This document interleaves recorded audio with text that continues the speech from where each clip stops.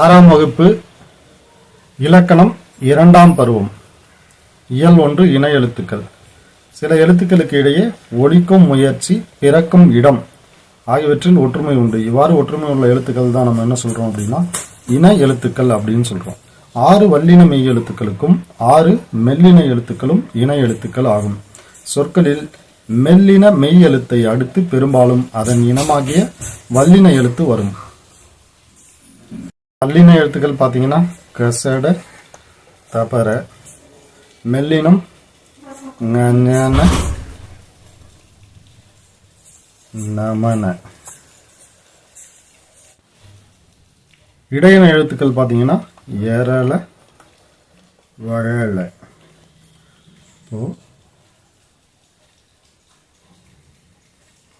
வல்லினமும் மெல்லினமும் இணை எழுத்துக்கள். இடையினத்திற்கு இணை எழுத்துக்கள் பார்த்தீங்கன்னா இடையினமே தான். இப்போ மெல்லின மெய்யெழுத்துக்கு பிறகு அதோட வல்லின இணை எழுத்து வரும். இப்போ இங்க பாருங்க, இங்குக்கு க இணை எழுத்து, நக்கு ச, நக்கு ட, நக்கு த, மக்கு ப, நாக்கு ர. அப்போ இதோட மெய் எழுத்துக்கள் வந்துச்சுன்னா இங்கு வந்துச்சுன்னா க வரும், இஞ்சு வந்துச்சுன்னா ச வரும், இன்னு வந்துன்னா ட வரும், இந்து வந்துன்னா த வரும், இம்மு வந்துச்சுன்னா ப, இன்னும் வந்துச்சுன்னா ர வரும். இங்க பாருங்க, திங்கள் மெல்லினமை இங்கு வந்திருக்கு, அதோட இணை எழுத்து பார்த்தீங்கன்னா க. மஞ்சள் மெல்லினமை இஞ்சு வந்திருக்கு, அதோட இணை எழுத்து ச. மண்டபம் இன் மெல்லினமை, அதோட இணை எழுத்து ட. சந்தனம் இந்து மெல்லினமை, அதோட இணை எழுத்து த. அம்பு இம் மெல்லினம், இதோட இணை எழுத்து ப. தென்றல் இன், இதோட இணை எழுத்து ர. எரல, வளல இடையின எழுத்துக்கள் 6 ஒரே இனம். உயிரெழுத்து 12ல பார்த்தீங்க அப்படின்னாக்க நெடில் எழுத்தோட இனம் குறில் எழுத்துக்கள். இப்போ ஐக்கு குறில் கிடையாது, அதனால ஈயும்.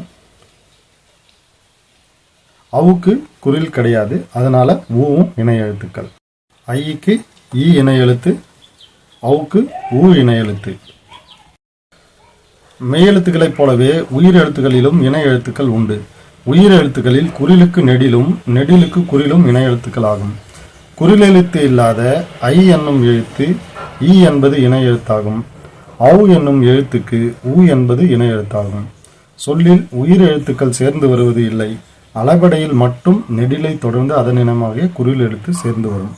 இது பார்த்தீங்கன்னா ஓதல், இது அளபடை. தூவும், தலி. தமிழ் எழுத்துக்கள்ல ஆயுத எழுத்துக்கு மட்டுமே இணை எழுத்து இல்லை. சரியான விடையை தேர்ந்தெடுத்து எழுதுக. மெல்லினத்திற்கான இணை எழுத்து இடம்பெறாத சொல் எதுன்னு கேட்குறாங்க. மஞ்சள் இஞ்சு மெல்லினம், அதோட இணை எழுத்து சா. அப்போ இது கரெக்டாக இருக்கு. வந்தான் இந்து இடையினம், இதோட இணை எழுத்து த. இதுவும் சரியாக உள்ளது. கண்ணில் இது பார்த்தீங்கன்னாக்க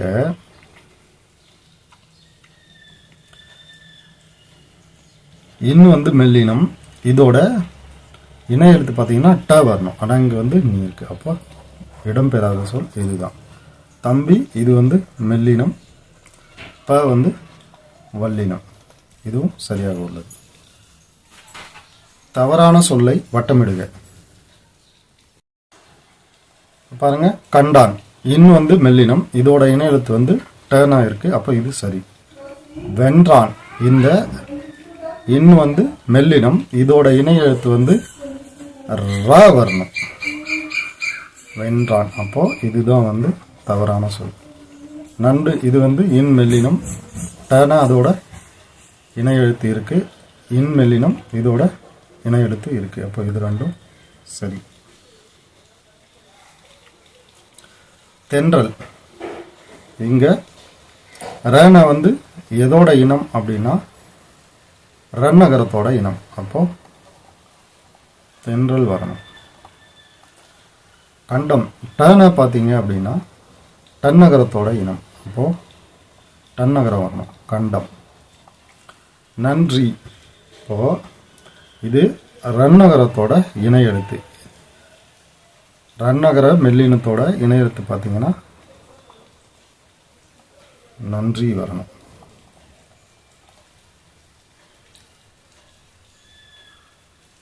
மண்டபம் ட வந்து வல்லினம். இதோட இணை எழுத்து பார்த்தீங்கன்னாக்க டன்னகரம். டன்னகரம் நம்ம எதை சொல்லுவோம்? 3 சொல்லி என்ன சொல்லுவோம்? ரன்னகரம்னு 2 சொல்லி சொல்லுவோம். மண்டபம் என்ன வரணும்? மண்டபம் வரும். இயல் 2 மயங்கொலிகள். மனம் மனம். இந்த டன்னகரம் பார்த்தீங்க அப்படின்னா நறுமணம்னு அர்த்தம். மனம் வீசுகிறதுன்னு சொல்லுவாங்க அது. ரன்னகரம் இந்த மனம் பார்த்துட்டீங்க அப்படின்னா உள்ளம் அப்படின்னு அர்த்தம். உச்சரிப்பில் சிறிதளவு மட்டுமே வேறுபாடு உள்ள ஒலிகளை தான் நம்ம என்ன சொல்றோம்? மயங்கொலிகள்னு சொல்றோம். ந ந ந, அதாவது இது வந்து டன்னகரம் சொல்லுவோம். அதாவது டாவுக்கு அடுத்து இந்த எழுத்து வரும். இது வந்து ரன்னகரம் சொல்லுவோம். ராவுக்கு அடுத்து வர்றதுனால இதை வந்து தன்னகரம் சொல்லுவோம். ல ழ ல ர ர ஆகிய 8ம் மயங்கொலி எழுத்துக்கள். அப்போ மயங்கொலி எழுத்துக்கள் எத்தனைன்னு கேட்டாக்க 8. இது வந்து வகர லகரம் சொல்லுவோம். இது சிறப்பு லகரம் சொல்லுவோம். இது வந்து பொது லகரம் சொல்லுவோம். ந ந ந எழுத்துக்கள். இந்த டன்னகரம் பார்த்தீங்க அப்படின்னாக்க நாவின் நுனி மேல்வாய் அன்னத்தின் நடுப்பகுதியை தொடுவதால் நகரம் பிறக்கிறது. அதாவது இது வந்து எத்தனை இருக்கு? 3 சொல்லி இருக்குதா? சென்ட்ரலில் 1 இருக்கு பாருங்க. 1 2 3. அப்போ சென்ட்ரல் இருக்கு. அப்போ அது நடுப்பகுதின்னு ஞாபகம் வச்சுங்க. நாவின் நுனி மேல்வாய் அன்னத்தின் நடுப்பகுதியை தொடுவதால் நகரம் பிறக்கிறது. அதாவது டன்னகரம். நாவின் நுனி மேல்வாய் அன்னத்தின் முன்பகுதியை தொடுவதால் நகரம் பிறக்கிறது. அதாவது ரன்னகரம். இங்கே பாருங்க, முன்பகுதியை தொடுவதால் பிறக்கிறது. இது வந்து நடுப்பகுதி, இது முன்பகுதி. நாவின் நுனி மேல்வாய் பல்லின் அடிப்பகுதியை தொடுவதால் நகரம் பிறக்கிறது. இது பல்லின் அடிப்பகுதி. இது தன்னகரம்.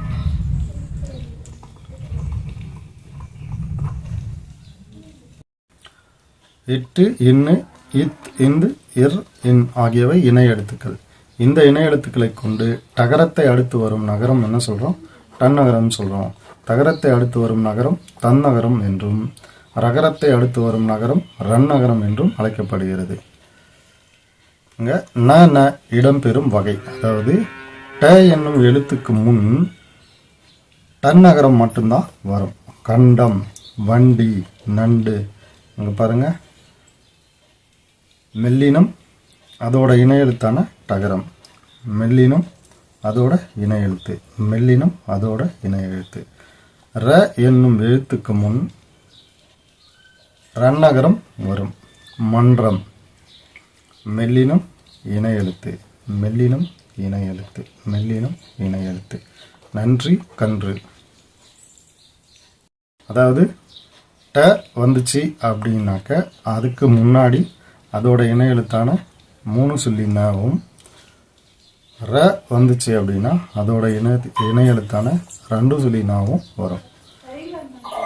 அதாவது டன்னகரம் வர வேண்டிய இடத்துல நம்ம ரன்னகரம் எழுதிட்டோம் அப்படின்னா அதோட பொருள் வந்து மாறுபடும். வானம், அதாவது டன்னகரம் வந்துருச்சுன்னு என்ன அர்த்தம்? வெடின்னு அர்த்தம். வானம் ரன்னகரம் வந்துச்சுன்னா ஆகாயம்னு அர்த்தம். பனி டன்னகரம் வந்துச்சுன்னா வேலைன்னு அர்த்தம். பனி ரன்னகரம் வந்துச்சுன்னா குளிர்ச்சின்னு அர்த்தம். ல ல ல எழுத்துகள். ல இது வந்து என்ன சொல்றோம் அப்படின்னா வகர லகரம் சொல்லுவோம். இது வந்து பொது லகரம் சொல்லுவோம். இதை வந்து சிறப்பு லகரம் சொல்லுவோம். வகர லகரம் நாவின் இரு பக்கங்களில் தடித்து மேல் பற்களின் அடியை தொடுவதால் லகரம் தோன்றும். இது வகரம் போல இருப்பதால் வகர லகரம் என்கிறோம். அதே மாதிரி இதுக்கு இன்னொரு இது இங்கே ஷார்ட்டாக ஞாபகம் வச்சுக்கணும் அப்படின்னா பல் எதில் எழுதுவோம்? பல்லுக்கு வந்து எந்த லகரம் வரும்? வகர லகரம் வரும். அதனால் இது வந்து பல்லை டச் பண்ணணும் அப்படின்னு ஞாபகம் வச்சுக்கோங்க. இல்லை, பொது லகரம்.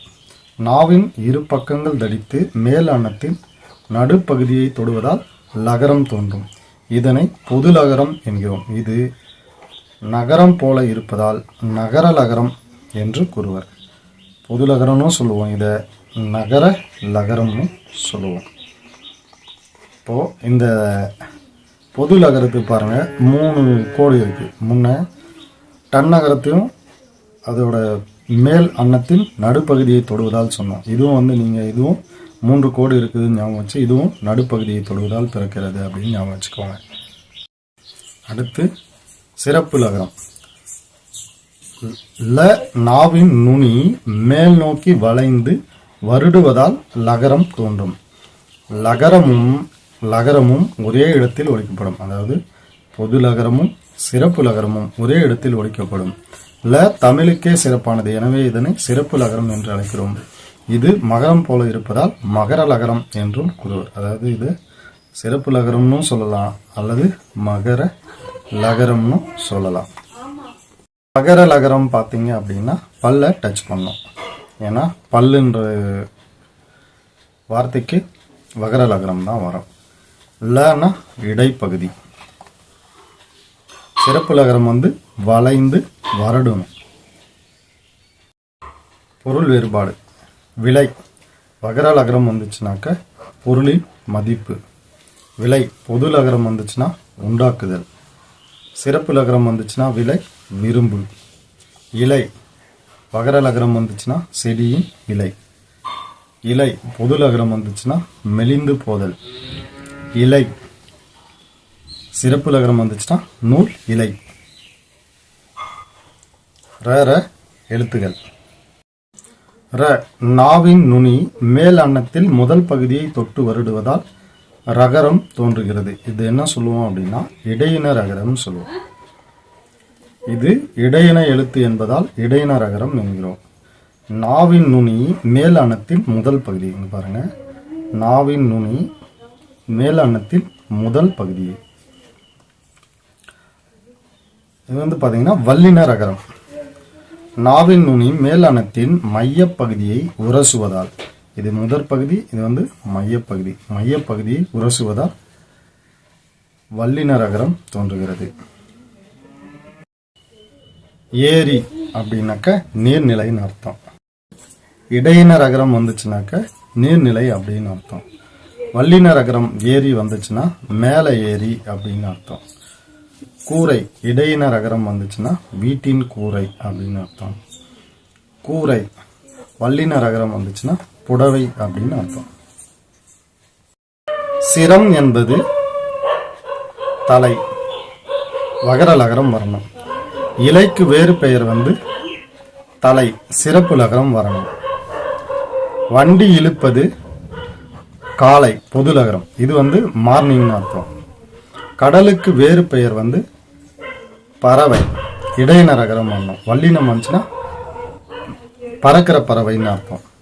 பறவை வானில் பறந்தது. வல்லின ரகரம் வரணும். கதவை மெல்ல திறந்தான்.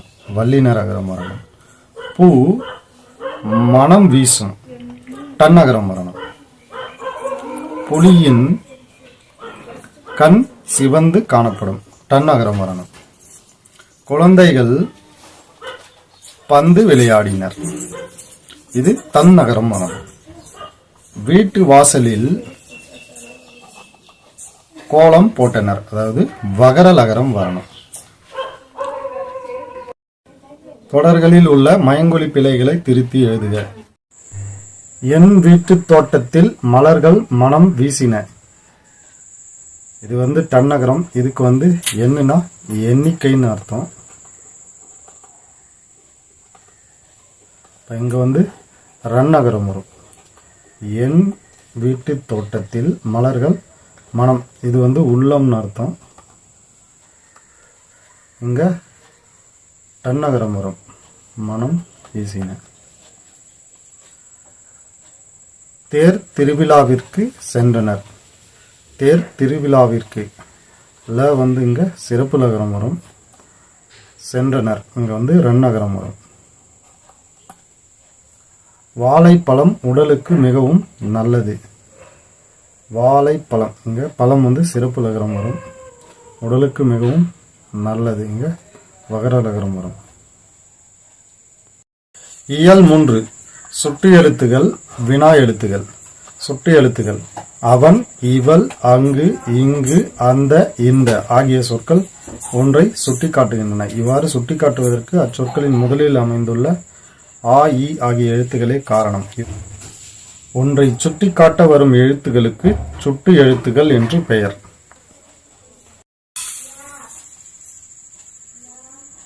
ஆ, இ, உ ஆகிய 3 எழுத்துகளும் சுட்டு எழுத்துக்கள் ஆகும். ஆனால் இன்று உ என்னும் எழுத்தை சுட்டாக பயன்படுத்துவது இல்லை. அகச்சுட்டு இவன், அவன், இது, அது. இந்த சொற்கள்ல பாத்தீங்கன்னா சுட்டு எழுத்துக்களை நீக்கிட்டீங்கன்னா, இப்போ இவன்ல இருந்து ஈய நீக்கிட்டீங்கன்னா, அவன்ல இருந்து அவ நீக்கிட்டீங்கன்னா, இதுல இருந்து இ, அதுல இருந்து இதை நீக்கிட்டீங்கன்னா மீதம் இருக்கிறது பொருள் தராது. வன் பொருள் தராது, தூவும் பொருள் தராது. அதனால இந்த மாதிரி அகத்தே இருந்து பொருள் தருவது தான் வந்து அகச்சுட்டு. சுட்டு எழுத்துக்கள் சொல்லின் உள்ளேயே அகத்தே இருந்து சுட்டுப்பொருளை தருவது அகச்சுட்டு எனப்படும். புறச்சுட்டு அவ்வானம், இம்மலை, இந்நூல். பாருங்க, அ கூட்டல் வானம், ஈ கூட்டல் மலை, ஈ கூட்டல் நூல். இப்போ இதை சுட்டு எழுத்துக்களை நீங்கள் பிரித்தாலும், அதாவது நீக்கிட்டாலும் மீதம் இருக்கிறது வந்து பொருள் தரும். இச்சொற்களில் உள்ள சுட்டு எழுத்துக்களை நீக்கினாலும் பிற எழுத்துக்கள் பொருள் தரும். இவ்வாறு சுட்டு எழுத்துக்கள் சொல்லின் வெளியே புறத்தே இருந்து சுட்டுப்பொருளை தருவது புறச்சுட்டு எனப்படும். அண்மை சுட்டு இவன், இவர், இது, இவை, இம்மரம், இவ்வீடு. இச்சொற்கள் நம் அருகில் அண்மையில் உள்ளவற்றை சுற்றுகின்றன. எனவே இஃது அண்மை சுட்டு எனப்படும். அண்மை சுட்டுக்குரிய எழுத்து எது? இ. சேமை சுட்டு. சேமை சுட்டு வந்து பாத்தீங்கன்னா அவள், அவர், அது, அவை, அவ்வீடு, அம்மரம். இச்சொற்கள் தொலைவில், அதாவது சேமையில் உள்ளவற்றை சுட்டுகின்றன. எனவே இது சேமை சுட்டு எனப்படும். சேமை சுட்டுக்குரிய எழுத்து அ. இது அண்மைக்கும் சேமைக்கும் இடையில இருக்கிறது சுற்றத்துக்காக பயன்படுத்த சுட்டு எழுத்து தான் உ. அருகில் உள்ளவற்றிற்கும் தொலைவில் உள்ளவற்றிற்கும் இடையில் இருப்பதை சுட்டிக்காட்ட உ என்ற சுட்டு எழுத்து அக்காலத்தில் பயன்படுத்தப்பட்டுள்ளது. உது, உவன். திரிபு அம்மரம், இவ்வீடு.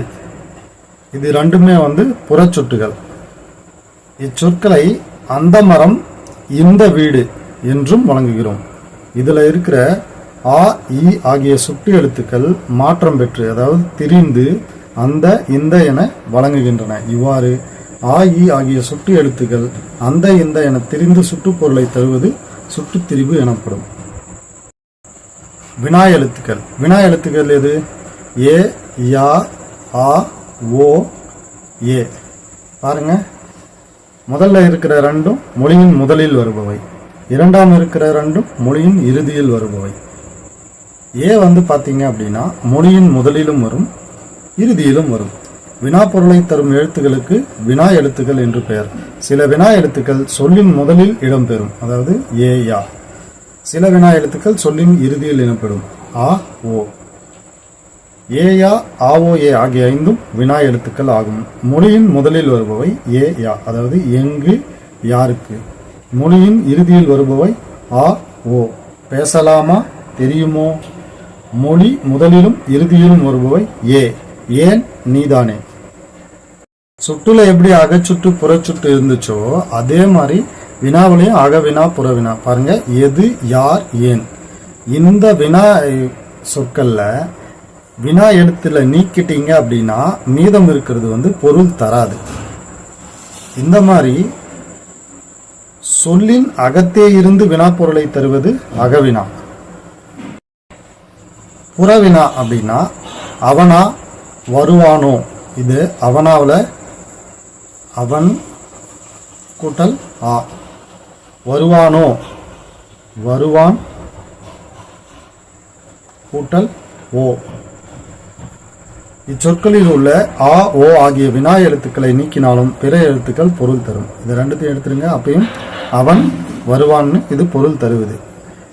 இந்த மாதிரி வினா எழுத்துக்கள் சொல்லின் புறத்தே வந்து வினா பொருளை தருவது புறவினா எனப்படும்.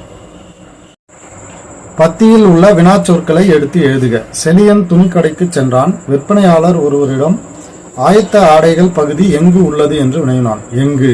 அப்போ ஏ என்றது வினா சொல்ல முதலில் வரும் எழுத்து. யாருக்கு ஆடை வேண்டும்? யாருக்கு. யா.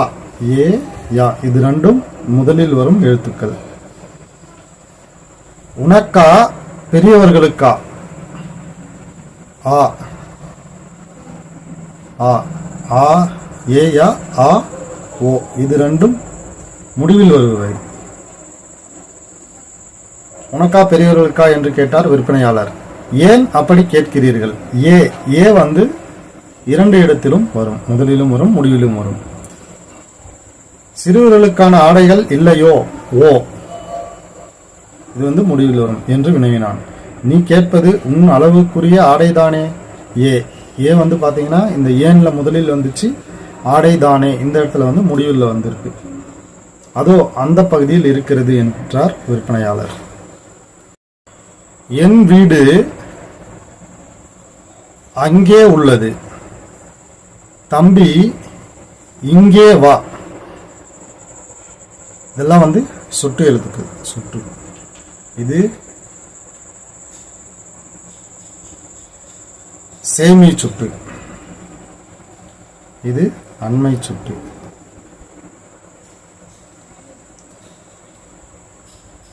நீர் எங்கே தேங்கி இருக்கிறது? ஏவும் யாவும் முதலில் வரும் வினா எழுத்துக்கள். யார் அவர் தெரியுமா? தெரியுமா. ஆ வந்து வினா எழுத்து. உன் வீடு எங்கே அமைந்துள்ளது? ஏ. ஏ என்றது முதலிலும் முடிவிலும் வரும். தேங்க்யூ.